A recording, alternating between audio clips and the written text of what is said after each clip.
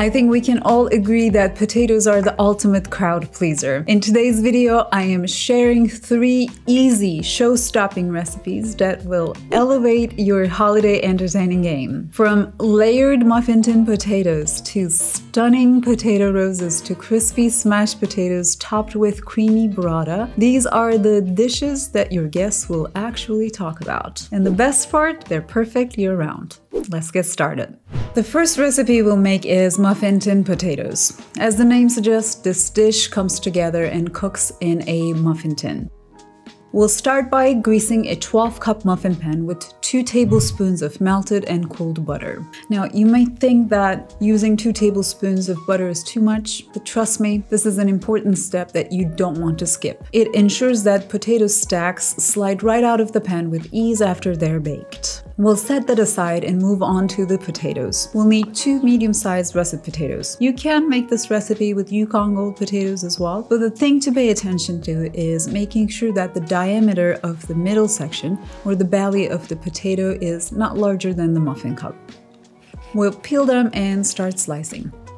If you own a mandolin, grab that because that is the easiest way to get evenly sliced potatoes. If you do not own one, you can of course use a sharp knife, but do your best to slice them as thinly and evenly as you can. Now, at this point, if you think there are way too many slices, do not worry. Next, we'll start stacking them and you'll see why they're just the right amount.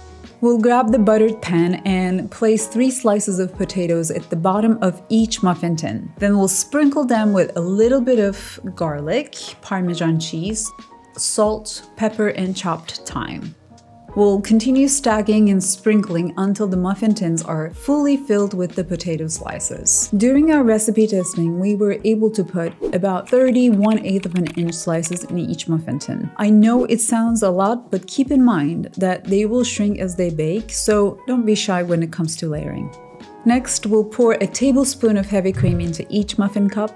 Pop them in a preheated 400 degrees Fahrenheit or 204 Celsius oven and bake for about 25 to 30 minutes or until they turn golden brown. Once they are done, we'll remove them from the oven, let them cool for a few minutes, and then transfer them from the muffin tins to a serving platter. I find that a thin offset spatula works best because if need be, you can easily loosen the edges.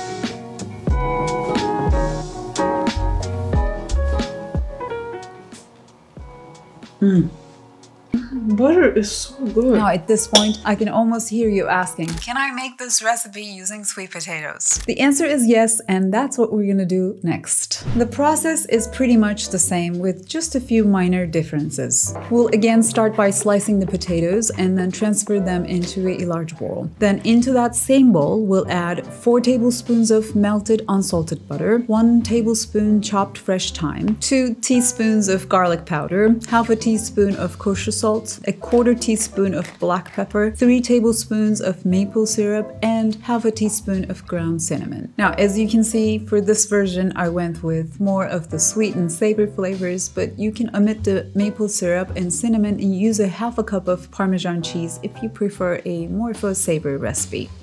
We'll toss that to ensure they're all evenly coated and then layer them in a generously buttered 12-cup muffin tin. Again, just like the other version, do not be shy when it comes to layering because they will shrink after they're baked. We'll pop them in a preheated 400 degrees Fahrenheit or 204 Celsius oven and bake for 30 to 35 minutes. Once baked, we'll let them cool a bit and then transfer them onto a serving platter. I like to sprinkle mine with a small amount of chopped thyme, but you can also do chopped toasted pecans or walnuts, especially if you're serving these for Thanksgiving. Speaking of Thanksgiving, if you want to make both of these muffin potato recipes for a holiday meal, you can prep everything a day in advance, cover them tightly, and keep them in the fridge. And just bake them right before serving so they're nice and warm. Our next recipe, bacon-wrapped potato roses, is a personal favorite. It is visually stunning and is also an ideal dish for any celebration meal, whether it is Christmas dinner, Mother's Day, or even Easter brunch. Just like we did with the other two recipes, we will need our mandolin or a sharp knife and a 12-cup muffin tin. Though in this one, we'll use only 6 of the muffin cups, but if you need to feed a large crowd, you can always double the recipe. We'll start by brushing our muffin cups with 2 tablespoons of melted butter, ensuring that all of the sides, corners, and even outer rim are generously coated with butter. We'll set that aside and continue with slicing the potatoes. This recipe uses about 3 to 4 medium-sized or 1.5 pounds of Yukon Gold potatoes. I rinse them well so that I can leave the skin on, but if you want, you can peel them. To prepare the potatoes, we'll trim the ends and then use our mandolin to slice them as thinly as possible. We'll then transfer them to a large bowl along with 2 tablespoons of olive oil, 1 teaspoon of fresh rosemary, 2 teaspoons of garlic powder, 1 teaspoon of kosher salt, and 1/2 teaspoon of black pepper. We'll give it a good toss to ensure potato slices are evenly coated. You can use a pair of tongs, but I like to use my clean hands here. Next, we will move on to assembling our roses. We tested this recipe with regular bacon and turkey bacon and both work well, so feel free to use whichever one you prefer. To assemble, we'll place a slice of bacon on a cutting board and arrange potato slices overlapping each other until you have about 20 slices. We'll then sprinkle it with 2 tablespoons of Parmesan cheese. We'll turn it 90 degrees and gently roll it to form a rose. As you're doing this, you do not need to roll it too tightly. It should easily fit the muffin tin. We'll repeat the same process until we're done with all 6 potato roses. At this point, you'll realize we'll be left with some extra slices, which we'll use as outer rose petals for our potatoes. We'll place about 10 slices of potatoes around our roses and then fluff them a bit so we have lovely blooms. Here, you might end up having a few more or less petals, which is fine. As long as you have some to cover the middle roses, you should be fine.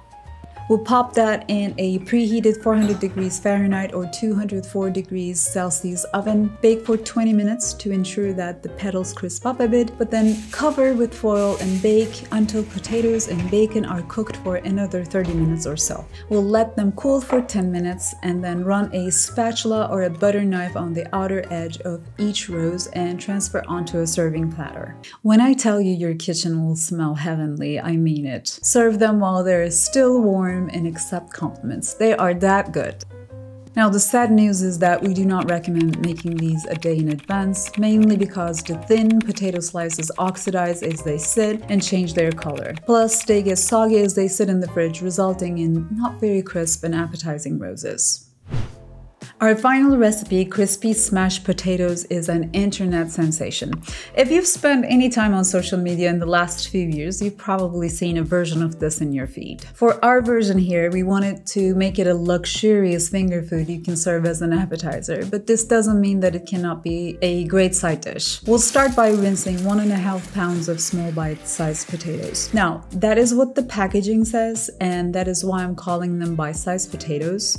They're a bit larger than baby potatoes. You can use golden or multicolored variety for this recipe.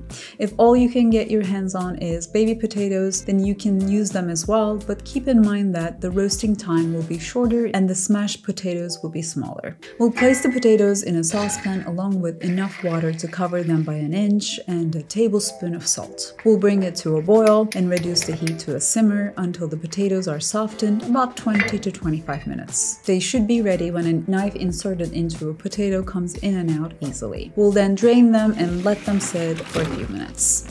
While they're resting, we'll mix 3 tablespoons of melted butter with 1/2 teaspoon of garlic powder, 1/2 teaspoon of paprika, which is optional, 1 teaspoon of kosher salt, and 1/4 teaspoon of ground black pepper.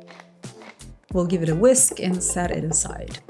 Next, we'll transfer the potatoes onto a baking sheet on a single layer. I'm using my green pan nonstick baking sheet, but if yours is not a nonstick one, it is best to line with a sheet of parchment paper. We'll use a ramekin to gently smash potatoes to ensure they're 1/4 inch thick and in one piece. If you smash them too hard, they will break, and obviously we want to avoid that. If your ramekin sticks to the potatoes, you can use a small piece of parchment paper as a barrier to prevent it from sticking sticking. Alternatively, you can also use a glass, a potato masher, or even the back of a fork to do this. We'll then brush each potato generously with butter mixture and then pop it in a preheated 400 degrees Fahrenheit or 204 Celsius oven. We'll bake it for 40 to 45 minutes or until they turn golden brown. There's no need to flip them, the high heat is enough to make them crispy.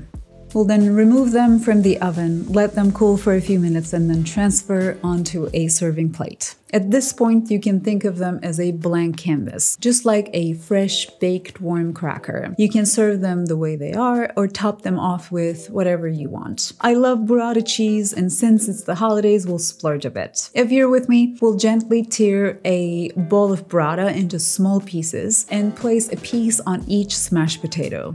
Then we'll drizzle them with a tablespoon of honey and sprinkle them with a teaspoon of kosher sea salt. Finally, we'll top them off with a handful of pomegranate arils for some crunch and the pop of color. A couple things here. I chose burrata cheese, but you can use any cheese here. Fresh mozzarella, cheddar cheese, Parmesan would also work. You can also place a small amount on top in the last few minutes of the roasting process and melt the cheese before serving. And when it comes to making it ahead, you can boil and smash the potatoes a day ahead. Just store them in an airtight container in the fridge and bake them following the recipe right before you're ready to serve them. There you have it, friends. I know that making the same old mashed potatoes is convenient, but if you are interested in trying something new, I hope you give these recipes a try. The links for all these recipes are in the description below. Check them out. Let me know if you have any questions in the comments below. As always, thank you so much for watching. I will see you in my next video. Potato stikes. Oh my god. 2 spoons of 2 spoons.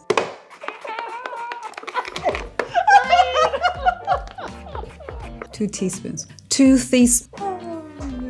Overlapping.